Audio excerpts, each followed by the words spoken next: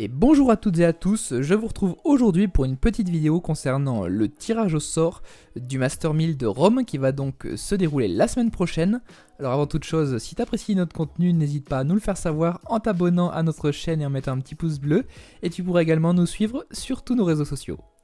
Alors on notera les forfaits de Bautista Agut, Medvedev et Federer, mais surtout de Thiem et Zverev qui sont actuellement en lice en finale de l'US Open et qui ont préféré donc se retirer pour ce Master 1000 italien.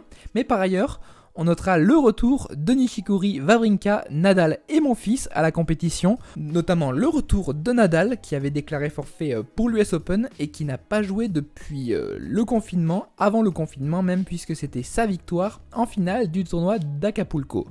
Alors je vais détailler chaque partie du tableau. Concernant la partie haute où on a Djokovic en tête de file, le numéro 1 mondial, il pourrait jouer au premier tour un qualifié ou alors le local de l'étape Caruso, donc un match largement à sa portée pour bien commencer. Puis en huitième de finale, ça se corserait déjà un peu plus avec potentiellement un Félix Auger-Aliassime, le joueur canadien qui est en pleine progression ces temps-ci puisqu'il vient de nous sortir un huitième de finale, son premier en carrière à l'US Open, malgré derrière une petite déculottée face à Thiem.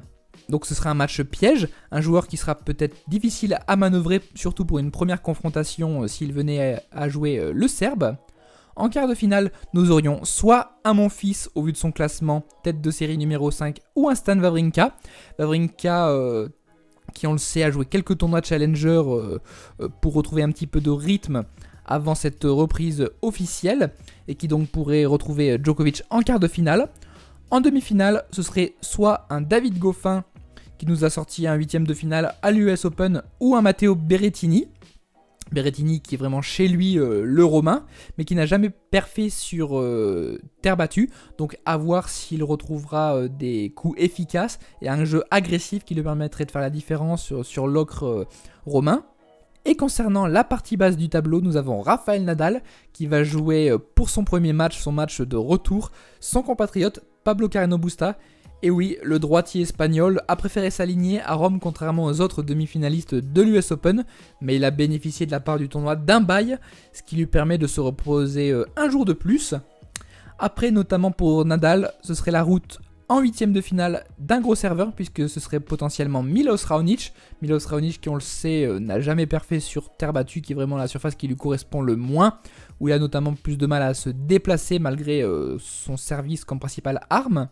En quart de finale, nous aurions potentiellement un Rublev face à Nadal, le jeune russe qui nous a sorti un quart de finale à l'US Open, donc qui est en pleine confiance ces temps-ci. Donc ça pourrait vraiment être un match piège pour Nadal, surtout face à un jeune russe qui frappe très très fort en coup droit et qui n'hésite pas à être assez agressif en fond de court.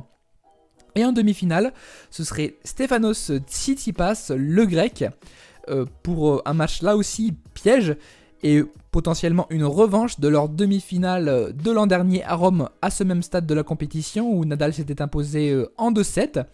Là, je pense que Tsitsipas aura à cœur de faire bonne figure et de se rattraper après sa déconvenue à l'US Open où il est sorti en 5-7 face à Borna Coric après avoir eu notamment 5 balles de match. Donc le grec, je pense, sur une surface qui lui correspond plutôt bien. On se rappelle qu'il a été finaliste l'an dernier à Madrid, aura à cœur de se racheter dans ce tournoi.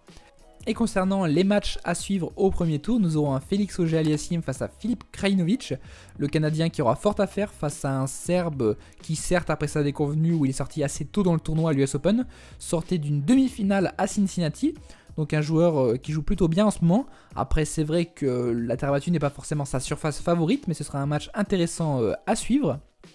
Nous aurons également un Benoît Paire face à Yannick Sinner, l'Italien, vainqueur du Masters des jeunes l'an dernier. Benoît Paire qui, on le sait tous, a déclaré forfait à l'US Open pour cause de Covid-19. Donc on espère qu'il s'est bien remis du virus et sera en pleine possession de ses moyens. Donc ce sera vraiment un match piège pour lui. Après, en bref, vous aurez également Kei Nishikori qui revient à la compétition et qui jouera Ramos Vignolas, ou encore notre Français Hugo Humbert qui jouera Kevin Anderson, gros serveur, donc ça peut être des matchs de costaud au premier tour. Mais si je devais ressortir vraiment deux favoris qui ressortent de ce tournoi, je dirais, et bon, il n'y aura pas trop de surprises, vous m'en voudrez peut-être, ce sera Djokovic et Nadal. Djokovic qui, après également sa déconvenue à l'US Open et sa disqualification en 8ème de finale. Je pense qu'il aura à cœur de se racheter et il sera peut-être pas trop émoussé après son tournoi américain pour pouvoir perfer sur terre battue. Alors pourquoi Djokovic et pas par exemple Wawrinka ou Nishikori ou des joueurs de ce calibre-là? Wawrinka, je pense qu'il sera trop juste, même si c'est sa surface favorite, la terre battue, je pense qu'il sera trop juste et peut-être en manque de rythme sur cette surface, sachant que maintenant il se fait un petit peu vieux. Wawrinka, il a 35 ans, donc il ne sera pas encore 5-6 ans sur le circuit. Après, on peut avoir des joueurs coupeurs de tête comme Kachanov ou David Goffin, mais je pense pas qu'ils peuvent trop inquiéter le Serbe. Et Nadal, vraiment sans trop de surprise, Nadal qui s'entraîne depuis plusieurs semaines maintenant sur terre battue, qui est déjà arrivé à Rome depuis un petit moment, qui connaît par cœur cette surface et ce tournoi. Je vois pas qui pourrait l'embêter avant la finale dans sa partie de tableau, si ce n'est peut-être un Tsitsipas qui peut lui prendre un set par exemple. En tout cas, n'hésitez pas à me dire en commentaire quel est votre favori pour ce tournoi, quels sont les matchs un petit peu pièges pour vous et que vous allez suivre. Et moi, je vous donne rendez-vous cette semaine pour un petit débrief de tout ce qui va se passer à Rome. Allez, ciao ciao.